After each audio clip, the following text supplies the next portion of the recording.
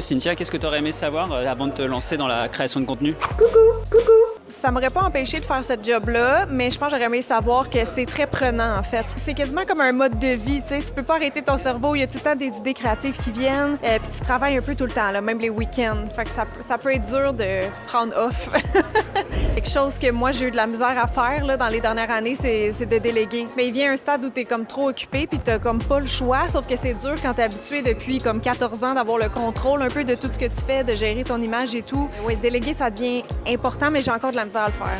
J'aurais aussi aimé savoir que les gens sont assez curieux de la vie intime, la vie privée des autres. Donc, si tu donnes ça, les gens veulent ça. Il faut encore que j'apprenne des fois à préserver mon énergie, puis que c'est correct de pas tout partager, de se garder un petit jardin secret, même si souvent les influenceurs, on partage quand même beaucoup de choses. On ouvre la porte de nos maisons, mais c'est vraiment correct de s'en garder pour soi aussi, parce que sinon, à un moment donné, tu sens que tu dois tout à tout le monde, puis ça peut être un peu épuisant. Puis c'est là que la frontière aussi entre la vie privée et la vie professionnelle, elle s'en vient très floue. Ça devient dur après ça, de prendre des pauses, de m'entourer de ma famille, de mes amis qui font pas ce travail-là aussi. Je pense que ça m'aide à garder les pieds sur terre puis à faire la part des choses, parce que c'est ça, sinon c'est un travail qui se termine jamais ou que les gens s'immiscent en fait un peu tout le temps dans ton quotidien.